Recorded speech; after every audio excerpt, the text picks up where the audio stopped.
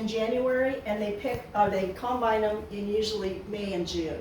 This barley was grown for certified seed, and so it wasn't going for beef barley soup, it was going to go for seed so we could have more barley. Cut barley seed? That's Barley seed, so it can be planted again.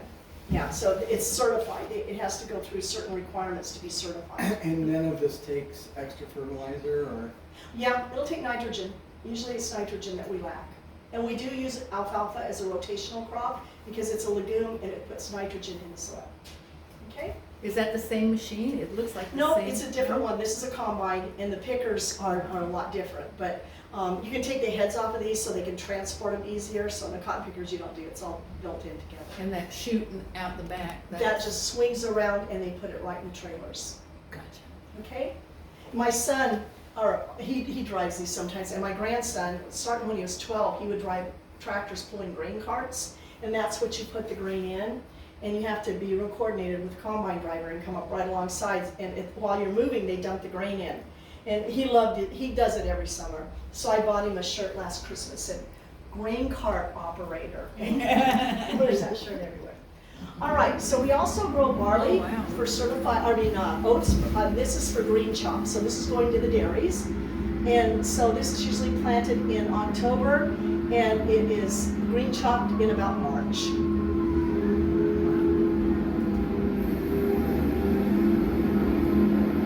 And these are just a few of the crops that we grow, but on this farm, these are pretty much what we grow. And then corn, and we can do that for silage. There you go.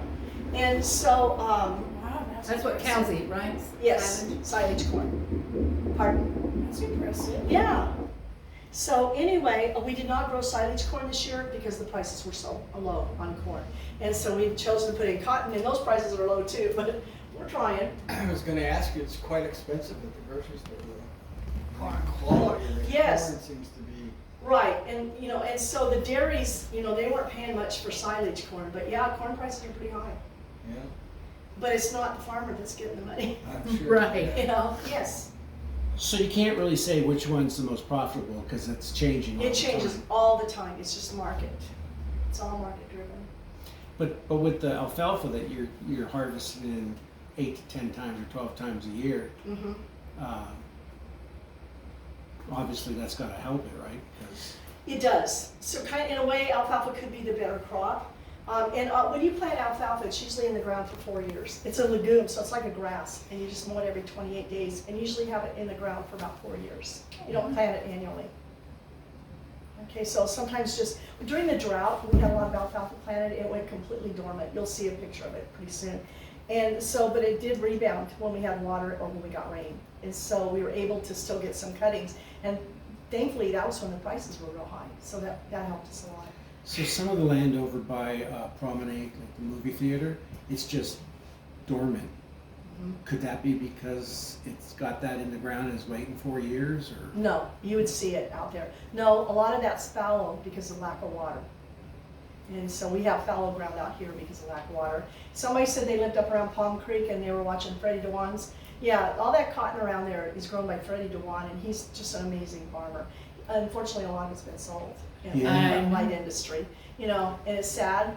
Yes. But he's got water issues too, just like we all do. But Freddie, he's in his 80s, and he'll call me up sometimes. Hey, come out, look at my cotton, and tell me what you think I'm going to get per acre. And I'll go ride around with him for a day, and it's just lots of fun. I've done that a couple of times. Or when he's doing something with water conservation, he always calls me up and has me come out. Or if there's excess water running down the wash, call the San Carlos district and get it stopped. What's his name again? Freddie DeWan. Freddie? DeWan, D-I-W-A-N. Yeah, and so one year I was out there, he goes, what do you think I'm getting? And I said, 4.5 bales to the acre. And he goes, 2. And I was like, no, you're not. Show me your gin slip. So he did. And he was making 4 3/4. He was just messing with me. But really nice and very, very good friend. Okay, so we also diversified and we started doing farm tours out here because people come to our area and they're curious about agriculture and it's fun to teach it. We also get a lot of kids out here and they get to milk our cow who won't hurt them. And then afterwards they get pudding because alfalfa is pudding in the making. We feed it to cows, they give us milk, and we make pudding. They get to look for bugs, and they also get to sniff their way to a beehive using the concept of pheromones. And then they get to build a bug using vanilla wafers, pretzels, and raisins, name the parts, and then eat their bug. And then we get lots of visitors into our area, and we're just so happy, you know, like you guys are here, and I love to do the tours. We also do Chamber of Commerce mixers, because a lot of people are moving into our area, and they think that we waste so much space on agriculture. So we bring them out here, feed them up real good, and show them how important these farms are. We also do conventions. So I have a number of conventions that are going to be in Phoenix this year, and they're bringing people on a pre-conference tour out here. So it's nice to be on that circuit. I just did one for Arizona Board of Supervisors, and that was very interesting. So I was at a meeting a few years ago, and there was a guy there. His name is Roland Sowell, and he said, if you're not at the table, you're probably on the menu. And that is us. And so we serve on a lot of boards. We serve on Farm Bureau boards, even the state board, and we serve on soil conservation and water boards as well, gen boards, anything where our voices can be heard. Now, you're in Pinal County, and we rank #1 in the state for cotton, barley, and livestock production. We grow the finest cotton in the world, and we know that's true because cotton has to receive a grade, and our grades come back really high because we're hot and we're irrigated. We rank #2 in the state for durum wheat and alfalfa hay production. So when you buy Barilla, you're supporting our wheat industry because they turn it into pasta. And then also there's 762 farms in Pinal County, averaging 1,471 acres. And so this farm is 255 acres, but we do lease land, and that's what a lot of the farmers do. So we're right up in the average. There's 18,475 farms and ranches in Arizona, and 96% are family owned, so that's good. Alfalfa hay, we get 8 to 10 cuttings. We grow enough cotton in Arizona to provide more than 1 pair of jeans for everyone in the United States. Now, if you're traveling over to San Diego and you stop through Yuma during the winter, you'll see all of this beautiful lettuce and broccoli and cauliflower, all these winter crops. They are known as the nation's salad bowl, producing 96% of our winter vegetables. So if it's snowing and you're eating some sort of a winter crop, more than likely came out of Yuma or Imperial Valley, where I used to teach. Now, we're home to some sheep families. About 10,000 sheep spend their winters in Casa Grande. But in summer, the people that own these are Basque families, the Azos and the Manarolas. So in the summer, they spend their time in the northern parts of Arizona, and the shepherds come from South America, and they walk the sheep all the way from eastern Arizona to western Arizona. They don't truck them. They truck them up there from here, but after they're off the trucks, they walk. And then chuck wagons meet them along the way to resupply them. And it takes all summer, but by the time they get to Williams, Arizona, on the kind of the western side, they truck them down to this area. Now these are wool producers and breeders, so most of them are getting ready to lamb, and when they get down here, they start lambing. And the farmers, or the sheep people will lease farms to, alfalfa, so they can graze the sheep. They don't get back on the trucks until it's time to go up north again. Yes? Why do they walk? It's good exercise, Well, and right. also it's expensive to load them up on trucks, and some fields may only be a mile or 2 away. And so they just walk them from field to field, and they just cover most of this county. Like fatten them up? Is there a certain time period? They don't, that we're- it's not really fattening them up, it's just keeping diets on them, because these are gonna spend their natural lives producing wool and being breeders. I see. And so they're gonna lease these fields. They don't leave them in the northern parts because the food is very scarce because it snows up there. So they bring them down here, they lease the fields. It's good for us because it's like an extra crop. We get the manure, and it's good for the fields. I'm so sorry. It's so popular today. It is popular today, so let me just tell them I'll call them back. All right. So anyway, I just turned it off. And so,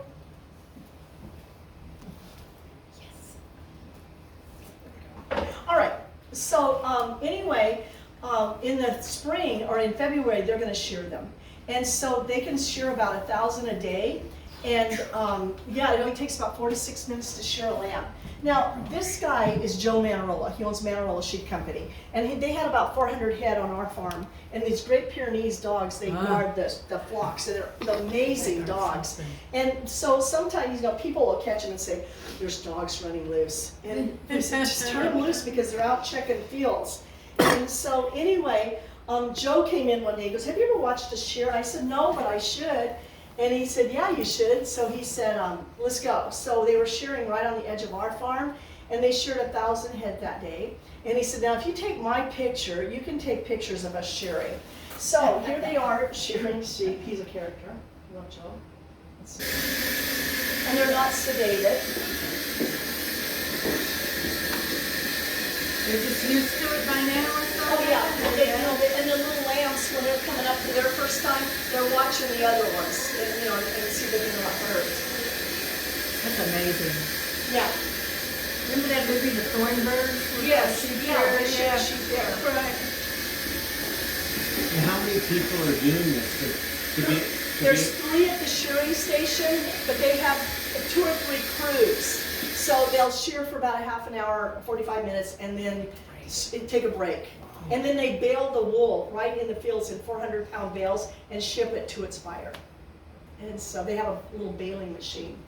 If they nick a lamb, they're going to treat it with an antibiotic cream, and they're going to mark that lamb, and they'll go back and check it to make sure it doesn't get an infection. They're very respectful of their animals.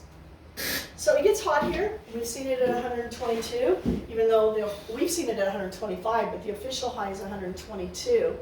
And this summer we had an extremely hot summer, and we're finding almost all the cotton out here has little smaller bolls because the heat didn't help us that much this summer. Cotton does like it hot, and it's related to the okra plant. So Okra. yeah, it's in the same family. So that little metal thing on your seatbelt makes great branding on your belly, and oven mitts are really good for the steering wheel. And this is my favorite summertime song. Popcorn.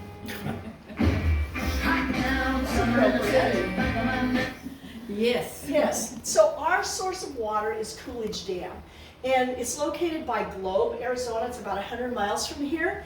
And this dam can hold 900,000 acre-feet of water, and it's used for agricultural purposes only. So the dam was completed in 1928, and it picks up water from western New Mexico, eastern Arizona. It could go all the way to Yuma, but Coolidge Dam sits right along here, and that's what holds the water back. Now, my grandfather probably saw years of drought, but he was always able to support his family on this farm. In 1993, the dam overspilled its spillways, and it was looking good. You're thinking, oh, we're in the money here. Well, after this, we just didn't get the rain and snowpack that we needed to replenish that dam.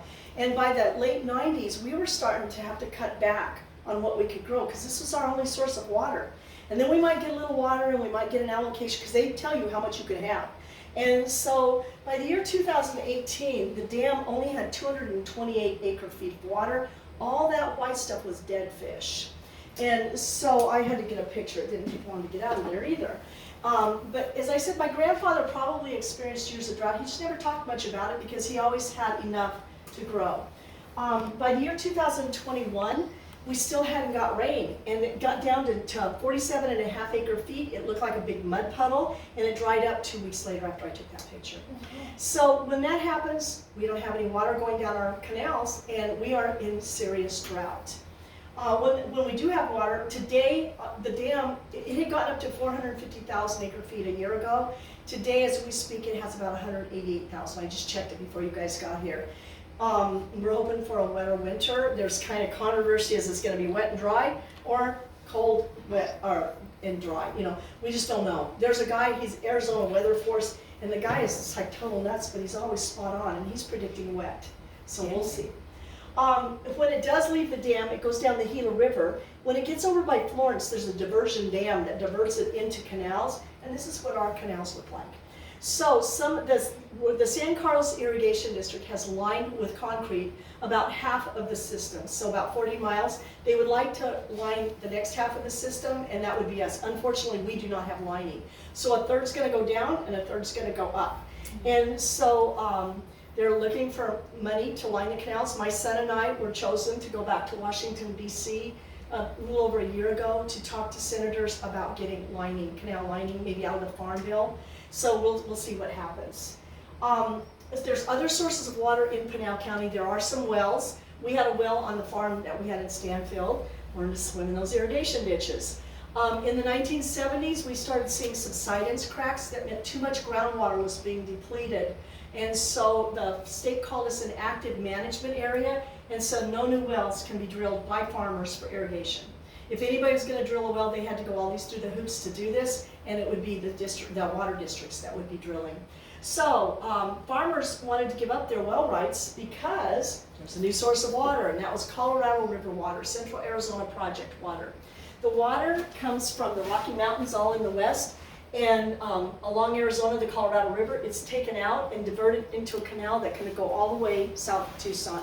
This is called the Central Arizona Project. It was completed in 1981 and started bringing water to Central Arizona. This water is for everybody, farmers, reservations, industry, and municipalities.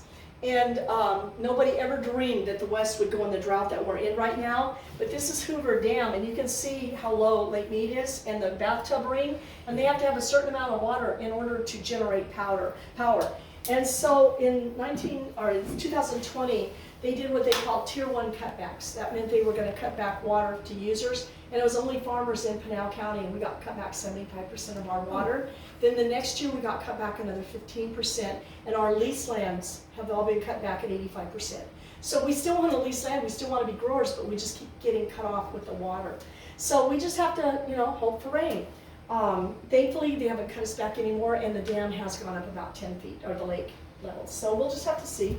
And I don't mean to paint such a grim picture, but we need water. And so this is what we look like. You can see the dried canals during drought, and it does impact everybody. It increases our dust. You saw what it's like out there right now. And less food and fiber being produced, which means higher prices at the store. Now, this was our farm in 2021. All of our alfalfa turned brown, and we had a lot of fallow fields where there's nothing planted out here. So we're looking a lot better today because we do have a certain amount of water to grow with.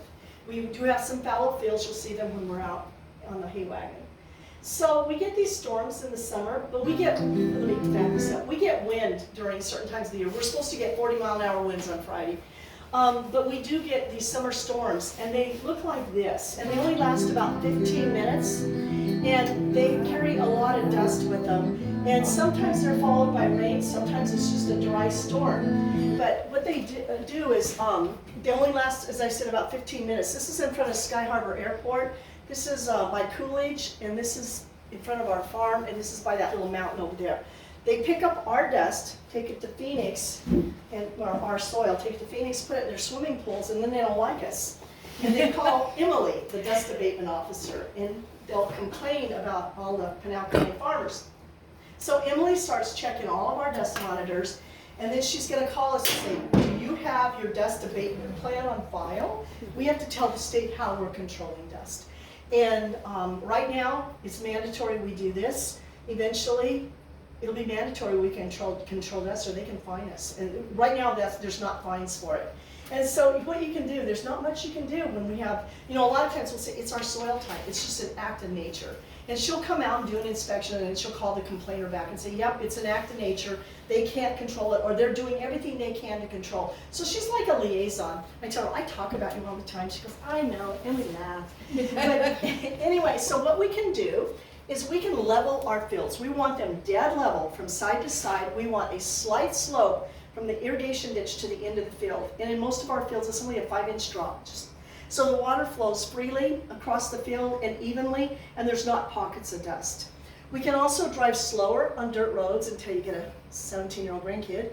And then we can place gravel up near the highway so we're not dragging so much mud and dust up there. We can also practice rough tillage, leaving big heavy dirt clods in the field so that when the wind blows, it clings to the clods. And then we practice water conservation as we irrigate. I've seen big piles of dirt here and there. Well, actually, is these that are necessarily. That's not for dust control. Okay. These are big, heavy dirt clods from the plows. Oh, and so okay. we just leave those so the dirt, it doesn't pick up the dust. Gotcha. And no, that's about what we can do. Now, water conservation is also a serious issue.